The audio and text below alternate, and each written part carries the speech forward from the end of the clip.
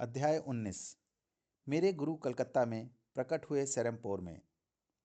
मुझे प्रायः नास्तिकतावादी संदेह घेर लेते हैं। फिर भी कभी कभी यह सताने वाला अनुमान मुझे परेशान करता है। शायद आत्मा की अप्रयुक्त संभावनाएं विद्यमान हैं। क्या मनुष्य अपनी वास्तविक नियति नहीं भूल रहा यदि वह उन्हें खोजने में विफल रहता है? पंथी छात्रावास में मेरे कमरे में रहने वाले द्विजेन बाबू ने यह टिप्पणियां तब की जब मैंने उन्हें मेरे गुरु से मिलने का निमंत्रण दिया। श्री युक्तेश्वर जी तुम्हें क्रिया योग की दीक्षा देंगे, मैंने उत्तर दिया। यह दिव्य आंतरिक निश्चितता द्वारा द्वैत की हलचल को शांत करता है। उस शाम द्विजेन बाबू मेरे साथ आश्रम गए। गुरुजी की उपस्थिति में मेरे मित्र को इतनी आध्यात्मिक शांति मिली कि वह शीघ्र ही एक नियमित आगंतुक था। व्यक्ति के लिए दैनिक जीवन की तुच्छ व्यवस्थाएं पर्याप्त नहीं हैं। ज्ञान भी जन्मजात अभिलाषा है। श्री युक्तेश्वर जी के शब्दों में द्विजेन ने उन प्रयत्नों के लिए प्रोत्साहन पाया जो पहले दुखदायक फिर अनायास मुक्तिदायक होते हैं, ताकि अस्थायी जीवन के तुच्छ अहम की बजाय, जो आत्मा के लिए कभी पर्याप्त नहीं होता, अपने हृदय में सच्चे स्व को खोजने का प्रयास करे। चूंकि द्विजेन और मैं दोनों ही सेरमपुर में एबी कोर्स कर रहे थे, अतः कक्षाओं के समाप्त होते ही हम साथ साथ पैदल आश्रम जाया करते थे। हम श्री युक्तेश्वर जी को प्रायः अपने दूसरे मंजिल के छज्जे पर खड़े मुस्कुराकर हमें आते हुए देखते। एक दोपहर कन्हई, एक आश्रमवासी बालक, मुझे और द्विजेन को द्वार पर निराशाजनक समाचार के साथ मिला। गुरुजी यहाँ नहीं हैं, उन्हें अत्यावश्यक पत्र द्वारा कलकत्ता बुलाया गया। अगले दिन मुझे अपने गुरुजी से एक पोस्टकार्ड मिला। मैं कलकत्ता से बुधवार सुबह चलूँगा। उन्होंने लिखा था, तुम्हें और द्विजेन सेरमपुर स्टेशन पर 9 बजे वाली ट्रेन पर मिलो। बुधवार सवेरे लगभग 8:30 बजे युक्तेश्वर जी द्वारा टेलीपैथी से भेजा संदेश मेरे मन में दृढ़ता से कौंध गया। मुझे देरी हो रही है, 9 बजे की ट्रेन पर मत मिलना।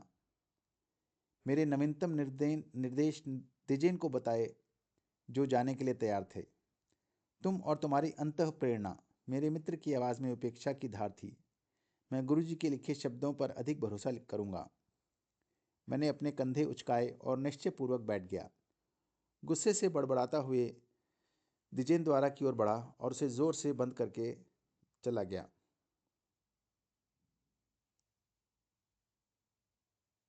चूंकि कमरे में थोड़ा अंधेरा था, अतः मैं गली की ओर खुलने वाली खिड़की के पास गया।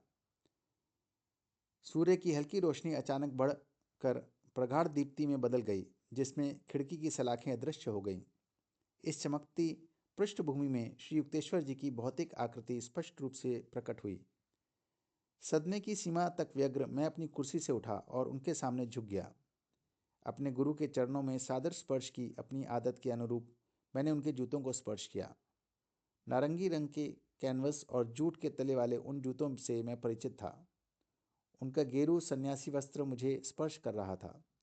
मैंने स्पष्ट रूप से न केवल उनके वस्त्र की बुनावट को, बल्कि जूतों की ऊपरी सतह के खुरदरेपन और उसमें उनके अंगूठों के दबाव को भी अनुभव किया। एक भी शब्द बोलने के लिए स्तंभित मैं खड़ा हुआ और प्रश्न भरी दृष्टि से उन्हें देखने लगा। मैं प्रसन्न था कि तुम्हें मेरा टेलीपैथी द्वारा भेजा संदेश मिला। गुरु जी की आवाज़ शांत, पूरी तरह सामान्य थी।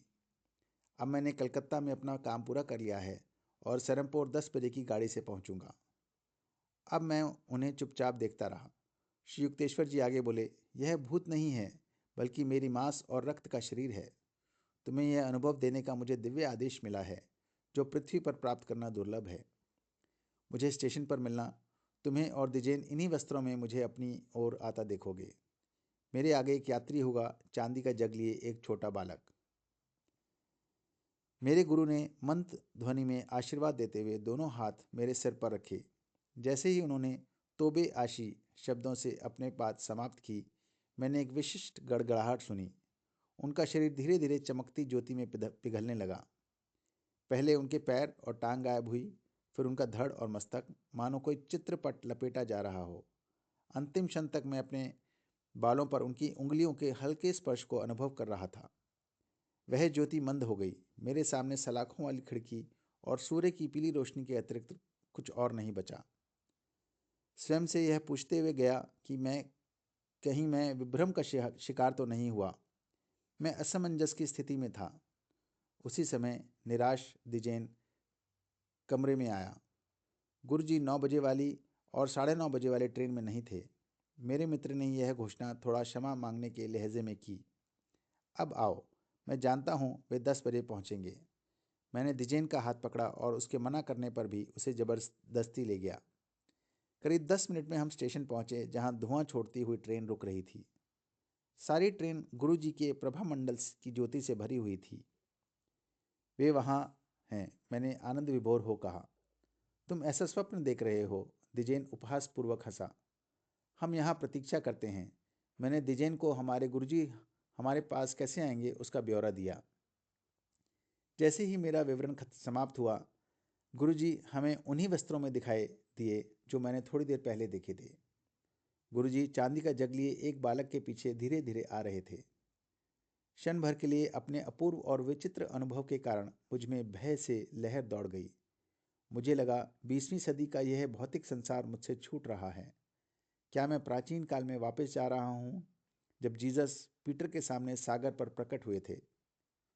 जैसे ही श्री युक्तेश्वर जी आधुनिक योगी क्राइस्ट उस स्थान पर पहुंचे जहां दिजेन और मैं खामोशी से अचल खड़े थे, गुरुजी मेरे मित्र को देख मुस्कुराए और बोले, मैंने तुम्हें भी संदेश भेजा था, तुम उसे ग्रहण नहीं कर पाए। दिजेन चुप था, पर उसने संदेह भरी दृष्टि से मेरी ओर देखा। गुरुजी को आश्रम छोड़ने के बाद मेरे मित्र और मैं सरमपोर कॉलेज की ओर बढ़े। दिजेन गली में रुका। उसके हर रोम छिद्र से क्रोध बरस रहा था। तो गुरुजी ने मुझे संदेश भेजा था, फिर भी तुमने छुपाया। मुझे उसका कारण बताओ। मैं क्या कर सकता हूँ? यदि तुम्हारा मानसिक दर्पण अशांति के कारण इतना चंचल है कि तुम हमारे गुरु के निर्देशों को ग्रहण नहीं कर पाए, मैंने उत्तर दिया। दिजेन के मुख से क्रोध गायब हो गया। मैं तुम्हारे कहने का अर्थ समझ गया, उसने खेदपूर्वक कहा। परंतु कृपया यह समझाओ कि तुम्हें उस जग वाले बच्चे के बारे में कैसे पता चला? जब मैंने उस सुबह गुरुजी के छात्रावास में प्रकट होने की अपूर्व कहानी समाप्त की, मेरे मित्र और मैं सरमपोर कॉलेज तक पहुंच चुके थे। अपने गुरु की शक्तियों का जो विवरण मैंने अभी सुना है, दिजेन ने कहा, उससे मुझे लगता है कि संसार का कोई भी विश्वविद्यालय केवल बाल विश्वविद्यालय ही है।